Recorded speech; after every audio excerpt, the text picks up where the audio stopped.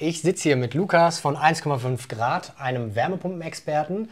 Und wir sprechen über 5 wichtige Themen, die man unbedingt beachten sollte in einem Angebot, oder? Richtig, genau. Es gibt einfach wichtige Punkte, da muss man von Anfang an wach sein und ganz genau auf diese Punkte achten, damit man auch nach der Beratung mit der Installation einfach ein gutes Ergebnis hat. Weil mir ist es einfach persönlich auch wichtig, dass, wenn eine Wärmepumpe installiert ist, dass alles enthalten ist und dass die Qualität wirklich hoch ist. Ja, super. Und das Tolle ist, wir haben hier gerade schon ein Video gemacht, das habt ihr vielleicht sogar auch schon gesehen. Wenn nicht, findet ihr es hier eingeblendet, könnt ihr euch gerne nochmal anschauen. Und da haben wir nämlich darüber gesprochen, wie es überhaupt zu einem Angebot gekommen ist. Also so ein bisschen hier Bestandsaufnahme gemacht. Genau, du hast mich da ein bisschen durchgeführt. Ganz, ganz spannend. Und jetzt wollen wir mal reinschauen, worauf es zu achten gilt. Und ja, nehmt euch da mit. Wenn ihr für euch ein individuelles Angebot braucht, das hast du mir schon gesagt, das muss man halt wirklich immer auf die eigene Situation zugeschnitten haben, dann findet ihr unterm Video weiterführende Links. Natürlich auch, um dann ein Angebot anzufragen. Und jetzt starten wir mal mit dem Angebot und den 5 wichtigsten Themen. Genau, also hier habe ich dir einmal unser Angebot gezeigt, was da einfach enthalten ist. In den oberen Positionen siehst du einfach mal, welche Produkte wir verwenden. Du hast vorher schon gesagt, hey, für dich ist Daikin interessant. Kann ich verstehen, ist eine gute Wahl, ist wirklich ein Top-Produkt. Da habe ich einmal für dich das Außengerät ausgewählt, das 10er, also für eine Heizlast von 10 kW. Das haben wir gerade eben schon bei dir einmal überschlagen, über unseren Kalkulator und gesagt, okay, in der Richtung liegen wir ungefähr. Und das Gerät würde nach einer ersten Schätzung für dich passen. Ja, du sagst jetzt erste Schätzung, Entschuldigung, dass ich unterbreche, aber das müssen wir noch mal ein bisschen tiefer reintauchen, ob das wirklich dann mit dem 10 kW Gerät passt, oder? Wenn du dich für das Angebot entscheidest, dann kommt noch mal jemand vorbei, ein Techniker, und nimmt wirklich alles im Detail auf.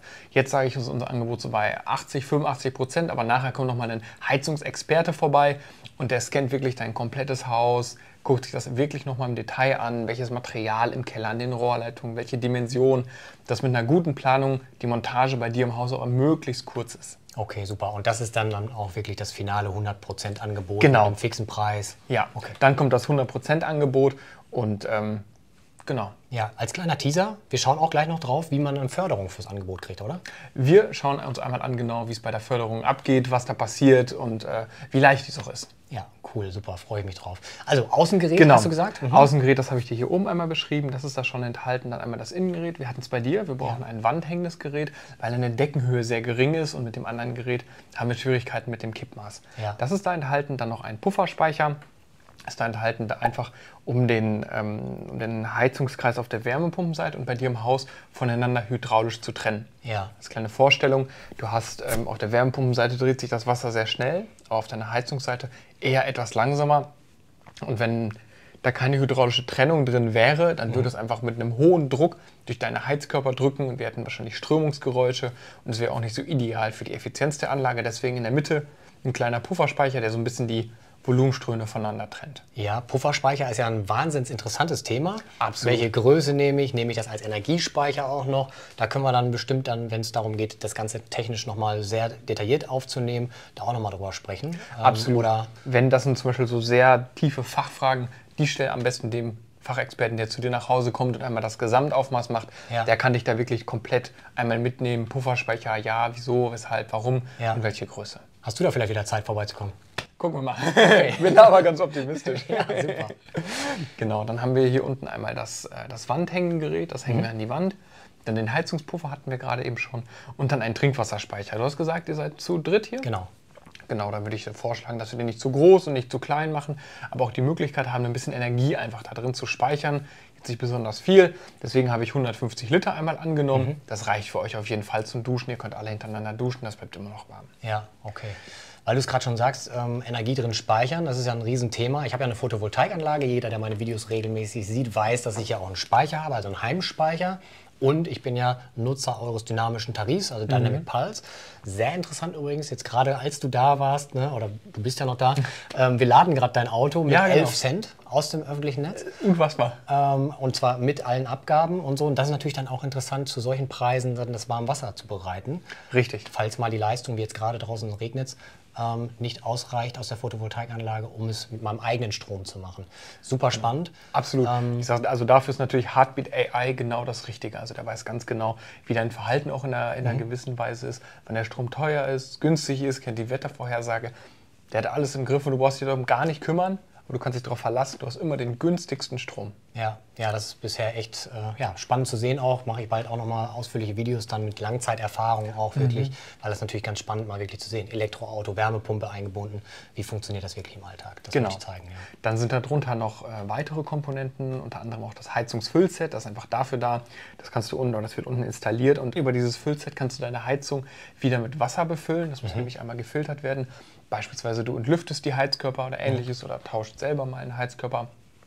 Da musst du das Wasser nachfüllen, das muss immer eine hohe Qualität haben, damit die ganzen Bauteile einfach nicht verschleißen. Dafür ist das Heizungsfüllset da, dass du auch wirklich das richtige Wasser für deine Anlage bekommst. Okay, und wer füllt dann das Wasser da rein? Kann ich es selbst machen? Oder? Genau, das kannst du selbst machen. Wenn die Heizung installiert wird und fertig installiert ist, dann bekommst du auch von uns nochmal eine komplette Einweisung, wie alles passiert. Du kriegst auch mal eine Einstellung oder eine Einweisung für das Wandgerät, also was du da machen kannst und auch, wie du die Heizung befüllen kannst mit Wasser. Okay, alles klar, super.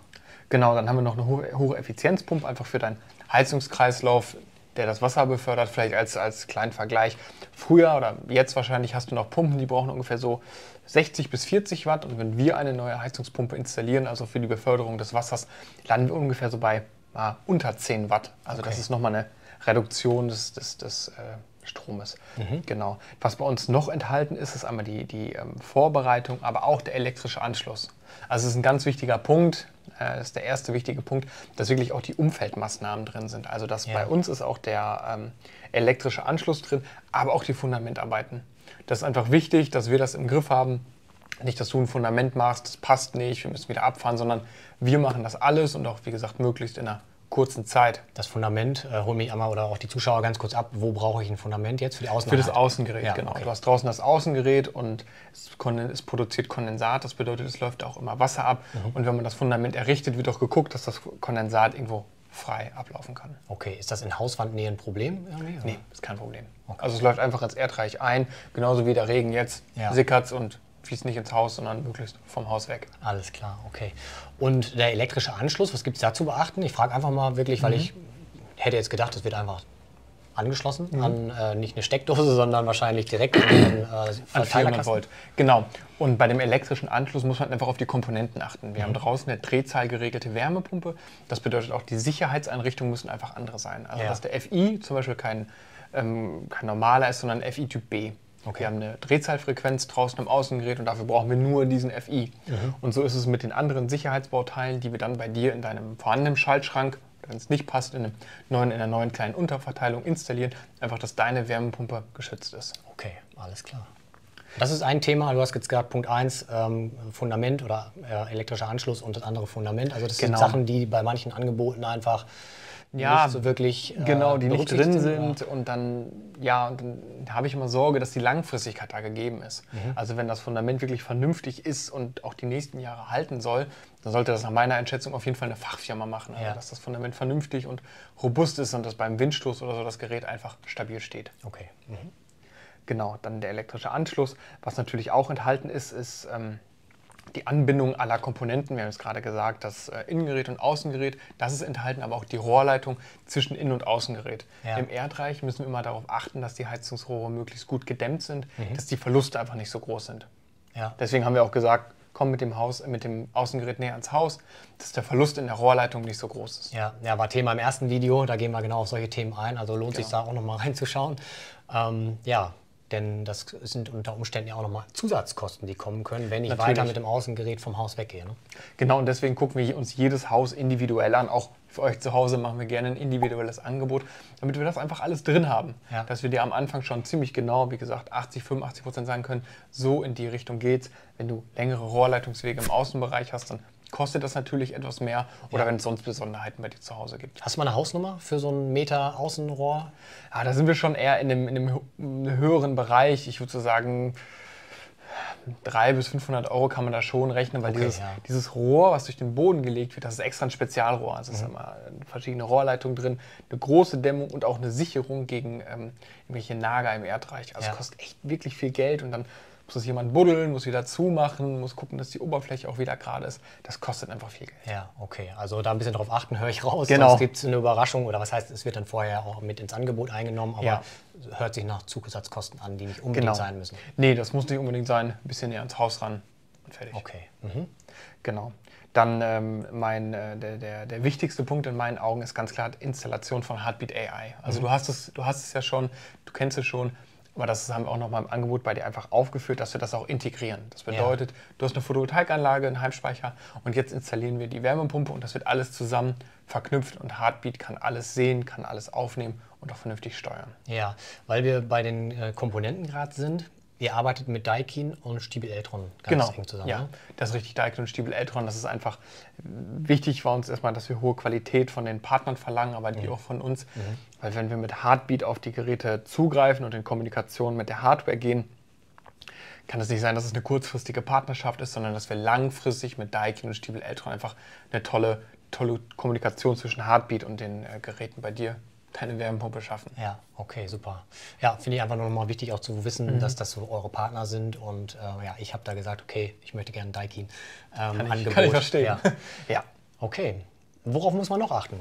Genau, man muss noch darauf achten, dass der hydraulische Abgleich einfach enthalten ist. Also dass wir haben es im ersten Video auch schon gemacht, einmal die Ventile überprüfen und dass auch die Heizlastberechnung und die ganze Planungsleistung einfach enthalten ist. Ja. Weil ich möchte, dass die Wärmepumpe individuell zu dir und deinem Gebäude passt. Und da haben wir einfach die Planung drin, da kommt ein Fachmann zu dir, mal gucken, wer es wird, und guckt sich wirklich alles im Detail an, dass auch nachher der hydraulische Abgleich gegeben ist, also dass wir den einstellen können. Das ist wichtig für deine Effizienz, aber auch für die Förderung. Ja, jetzt bin ich ganz ehrlich dir gegenüber. Ja? Jeder, der meine Videos gesehen hat, weiß auch, ich habe schon ein bisschen Heizlastberechnung gemacht. Und da bin ich natürlich gespannt drauf, wie dann das Ergebnis ausfällt. Matcht das oder weichen wir da irgendwo voneinander ab? Ich gehe jetzt erstmal nicht davon aus. Aber genau, ich habe es gemacht, einfach aus Interesse. Das Ganze hier auch mal aufgenommen, selbst mit dem Zollstock durchgelaufen, gemessen. Und bin natürlich sehr interessiert daran, wie das dann mit eurer Software auch aussieht. Denn ihr macht es mit einer Software, oder? Genau, wir arbeiten dann mit einer Software ganz eng zusammen und können dann noch, also bei uns ist Software natürlich ein großes Thema und sehr wichtig, dass wir die Datenaufnahme im ersten nicht händisch machen mit dem Zollstock, sondern auch mit einem 3D-Scan, genauso wie die weiteren Informationen, die wir brauchen für die Umsetzung. Das wird auch alles in dieser Software aufgenommen, also die komplette Planung ist da drin enthalten und können das natürlich auch in unserem Prozess bis zur fertigen Installation für jeden Einzelnen, der an dem Projekt beteiligt ist, immer sichtbar haben. Ja, jetzt frage ich einfach mal so, wenn ich jetzt so eine Heizlastberechnung habe, die nach DIN auch anerkannt ist, würdet ihr damit arbeiten oder sagt ihr, wir machen es trotzdem noch mal selbst, weil wir das einfach in unserer Hand haben wollen? Das ist eine gute Frage. Ich finde es besser, wenn wir das einmal gemacht haben. Ich weiß, wer es vor Ort macht. Wir haben ja wirklich Leute, die sich damit auskennen. Aber wenn das vorher schon gegeben ist von einem Energieberater oder einem Ingenieurbüro, dann können wir es natürlich auch selber übernehmen. Ja. Brauchen natürlich auch ein bisschen Zeit, um das einmal zu prüfen, weil das ist schon wichtig, dass wir da echt ganz, ganz genau sind. Ja. Warum ist es wichtig? Hat was mit der Dimensionierung der Wärmepumpe dann zu tun, oder? Natürlich, die Dimensionierung der Wärmepumpe, da reden wir sehr, sehr viel drüber. Das ist einfach essentiell. Eine zu groß dimensionierte Wärmepumpe ist wirklich... Das funktioniert nicht. Lass uns da wirklich gucken, dass sie genau zu dir und deinem Heizverhalten und deinem Gebäude passt, dass wir da die richtige Wärmepumpe finden, dass wir sie jetzt so auslegen, dass sie nicht 100% deines Heizbedarfs abdeckt, sondern beispielsweise so 99. Zwischendurch den Heizstab zu aktivieren, das ist in Ordnung. Das ist kostenmäßig, kostet das vielleicht 30 bis 50 Euro im Jahr. Aber dann ist deine Wärmepumpe nicht so groß. Das bedeutet, wir haben in der meisten Zeit, wenn du heizt, auch in dem Wohlfühlbereich der Wärmepumpe, dass wir das beides einfach matchen und genau richtig auslegen. Okay, da gucken wir dann aber im nächsten Video nochmal genauer drauf. Richtig? Genau, mit dem Experten, der guckt sich das dann einmal mit dir an, wie die Heizlast war und welche Wärmepumpe genau ausgewählt wird, wo der Bivalenzpunkt ist und wo der Inverter einschaltet. Genau. Super, okay, cool. Ja, was sind noch die weiteren wichtigen Punkte? Wir haben ja gesagt, am Anfang 5 wichtige Punkte. Die nächsten wichtigen Punkte, die da drin sind, sind einmal die Förderung. Nach meiner Einschätzung ist die Förderung das Thema zurzeit und was uns auch in die Handlung bringt. Ja. Das muss auch enthalten sein. Das ist natürlich bei uns auch enthalten, dass wir dich mit in dem Förderprozess begleiten, dass du die Unterlagen von uns bekommst, die du benötigst und auch nach Abschluss der Baustelle einfach das hast, was du benötigst. Okay, da gucken wir gleich aber nochmal ein bisschen separat Da gucken drauf, wir gleich einmal nochmal drauf. Was zu den elektrischen Arbeiten zum Teil auch noch zukommt, ist der Paragraph 14a bzw. auch der Energiemarkt von morgen. Also wenn du jetzt eine Wärmepumpe installiert und die über eine gewisse Leistung kommt, musst du diese beim Netzversorger anmelden. Ja. Einfach um zu sagen, hallo, ich habe hier einen neuen Großverbraucher, weil dieser kann von dem Netzversorger gesteuert werden, kann die Leistung reduziert werden. Und das ist essentiell, dass wir natürlich mit Heartbeat schon können, ist die Integration für den Energiemarkt von morgen. Du hast schon dynamische Tarife, du weißt, wie gut es funktioniert und wie klasse es ist. Aber da sollte auch in jedem Angebot, das man zu Hause bekommt, darauf geachtet werden, dass man auch für die Zukunft einfach bereit ist. Und das schaffen wir mit Heartbeat AI einfach vollständig, die Sicherheit auch zu geben, die nächsten Jahre immer den günstigsten und besten Strom zu bekommen. Ja, steuerbarer Verbrauchseinheit. Du hast gesagt, da gibt es eine Grenze. Ab wann muss ich die sozusagen steuern lassen können? Ab 4,2 kW. Okay, das ist auch die Grenze, ne? Also wenn darüber dann das Netz in Petrouille wäre, dass Genau. da runter geregelt wird. Da wird runter geregelt, genau. Dass du immer noch so ein bisschen Heizung aus der Wärmepumpe rauskriegst, aber nicht mehr diese große Menge. Okay, ja, sehr spannend. Und über die falsche Dimensionierung haben wir ja gerade auch schon gesprochen. Also das sind dann die 5 Themen eigentlich auch, oder? Genau, das sind die 5 Themen. Einmal der elektrische Anschluss und das Fundament, das ist sehr, sehr wichtig. Dann die Förderung, das sollst du begleitet werden und musst du auch vom Unternehmen begleitet werden. Dann ist es die Anmeldung für Paragraph 14a, einfach, dass das Unternehmen sich darum kümmert, genauso wie die Dimensionierung der Wärmepumpe. Und einfach für die Zukunft musst du gewappnet sein mit deiner Wärmepumpe. Begeh jetzt nicht einen Fehler und kauf dir irgendwie wie eine dumme Photovoltaikanlage, eine dumme Wärmepumpe, sondern sei bereit für die Zukunft, für die dynamischen Tarife. Okay. Und ist noch was in dem Angebot jetzt drin, worüber wir unbedingt nochmal sprechen sollten, die Zuschauer mitnehmen sollten?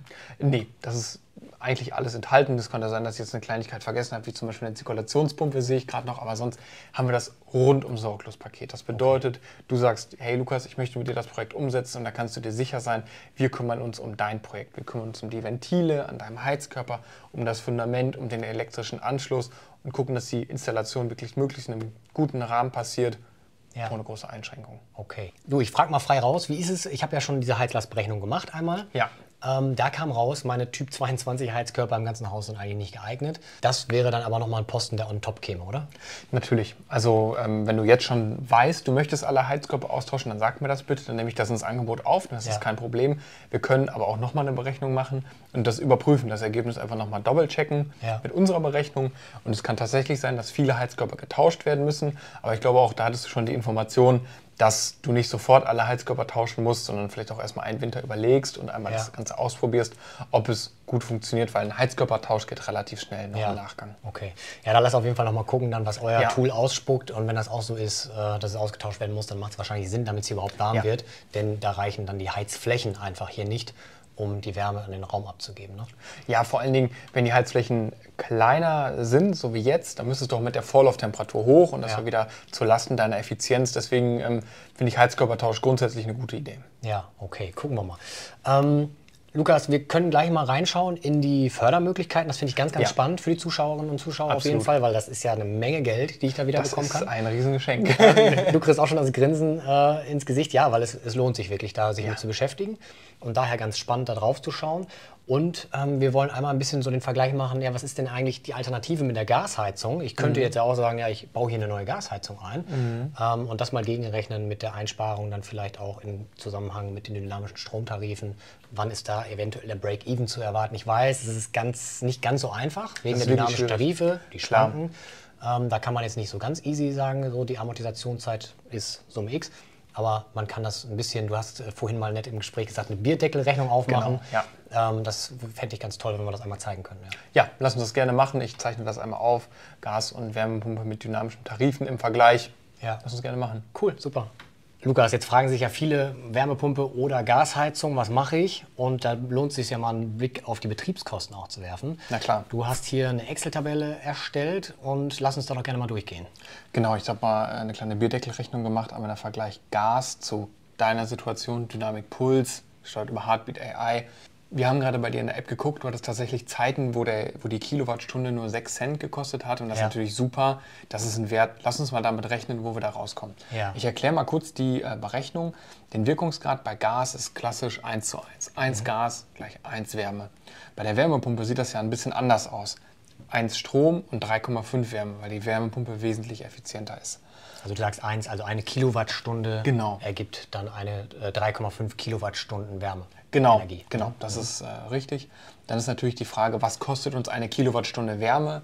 Bei der Gasheizung sind es 11 Cent. Und dann haben wir mal geguckt, was es denn bei dir kosten würde. Bei dir kosten würde es 0,17 Cent. Das bedeutet, du würdest pro Kilowattstunde 1 Cent zahlen. Das ist natürlich ein bombastischer Preis. Also hier 0,017 Euro dann. 0,1, genau. Euro haben wir einmal mit reingenommen. Wir haben auf beiden Seiten den gleichen Verbrauch, aber natürlich eine ganz andere Zahl, die du am Ende des Jahres zahlst. Du würdest im Moment zahlst du so ungefähr 1.850 Euro für deine Gasrechnung und für die neue Wärmepumpe würdest du dann ungefähr 288 Euro zahlen. Wobei das jetzt ja der Optimalwert mit 6 Cent im ertragreichen Jahresteil ist sozusagen. Genau. Ne? Aber da müssten wir wahrscheinlich gucken, aber ihr habt ja auch eine Strompreisgarantie, die ist bei mir bei roundabout 17,6 Cent. Selbst wenn man das mal eingibt, können wir ja mal machen, dann liegen wir bei 816 im Vergleich zu 1848. Grob überschlagen, muss ich sagen, spare ich 1.000 Euro. Du sparst 1.000 Euro. Jedes Jahr, wo die Wärmepumpe läuft, sparst du schon 1.000 Euro. Du hast jetzt ja recht viel Erfahrung mit Heizungsumbau. Wenn ich eine Gasheizung einbauen würde, was würde das weniger kosten im Vergleich zur Wärmepumpe jetzt? So. Also ich könnte mir gut vorstellen, dass die Gasheizung, wird natürlich nicht gefördert. Das würde bedeuten, man zahlt da den ganzen Preis. Vielleicht muss man noch irgendwie eine Solaranlage hinzufügen. Aber wenn man sagt, wirklich, man tauscht nur die Therme und so ein paar Sachen drumherum, liegen wir auch irgendwo zwischen 8.000 und 12.000 Euro. Und im Vergleich zur Wärmepumpe dann mit Förderung, die meistens dann ja bei um die 15 bis 17, teilweise 18, also es kommt auf die Situation an. Es kommt auf die Situation an. So nach der Erfahrung sparst du mit der Wärmepumpe schon nach ungefähr 8 bis 12 Jahren wirklich jedes Jahr 1.000 Euro ein. Jeden Monat wäre schön. Jeden Monat wäre ideal. Aber es sind fast 100 Euro jeden Monat, die ich einspare. Genau, ne? Das ist jeden schon Monat noch 100 eine Menge. Euro. Ja. Ist die Frage, was macht man mit dem Geld? Kann man lecker Kaffee trinken gehen? Fällt mir was ein, ja. Okay, ja, das mal so als grobe Überschlagsrechnung an der Stelle. Natürlich macht es Sinn, jetzt nochmal ganz genau zu gucken, was ist denn hier wirklich der Bedarf im Haus und so weiter und so fort. Aber bevor wir das machen, Förderung. Wie kriege ich die Förderung? Was muss ich machen? Förderung, genau. Also wenn du sagst, hey, ich möchte das mit euch zusammen machen und du hast nachher auch das finale Angebot, nachdem der Techniker bei dir vor Ort war, dann beantragen wir für dich die Förderung. Also wir machen den ersten Schritt. Okay. Wir erzeugen daraus eine BZA, eine Bestätigung zum Antrag und da musst du nichts weiter machen, auf die KfW-Seite gehen, einmal deine persönlichen Daten eintragen. Den Teil haben wir schon gemacht. Da kannst du da ganz einfach ein paar Felder ausfüllen und dann kriegst du nach ungefähr 24 Stunden schon direkt die Zusage. So schnell geht das? Es geht blitzschnell, dass die Förderung genehmigt ist. Das dauert jetzt Wochen oder so? Nee, die alte Förderung, da hatten wir wirklich Zeiten, wo wir lange warten müssen. Die neue Förderung ist echt total schnell. Ist erstaunlich. Muss ich dann ein Angebot hochladen von euch? Dann, genau, oder? von uns bekommst du dann die Auftragsbestätigung, die lädst du dann dort hoch und dann war's das schon. Wie ist da der Zeitaufwand? Also einfach nur, dass die Zuschauer Also der Zeitaufwand, wenn du dir wirklich Zeit nimmst, wie wir hier mit einer Tasse Kaffee, bestimmt 20 bis 30 Minuten. Aber dann hast du auch schon deine, in dem Falle 15.000 Euro beantragt, wo ich sage, das steht auch im Verhältnis. Ja, okay. Super. Also wenn euch das interessiert, da ein Angebot zu bekommen, unterm Video gibt es die weiterführenden Links. Genau. Auch wenn du eine Photovoltaikanlage anschaffen möchtest, nutzt da gerne mein Netzwerk. Und Lukas, an der Stelle hören wir jetzt hier auf, denn das nächste Ding ist, was hier passieren muss, ein richtiges Aufmessen des Gebäudes, einmal ins Detail reingehen, gucken, Pufferspeicher, ja, nein, wenn, in welcher Größe. Rausgehört habe ich schon, macht auf jeden Fall Sinn, wegen der Strömung der Heizkreise, ne, hast du gesagt? Genau, wegen der Volumenströme zwischen der Wärmepumpe und einmal auf der Heizungsseite. Genau, richtig. Und da freue ich mich drauf, das im Detail dann nochmal zu zeigen. Da machen wir ein separates Video. Und an der Stelle vielen, vielen Dank, dass du die Zeit genommen hast.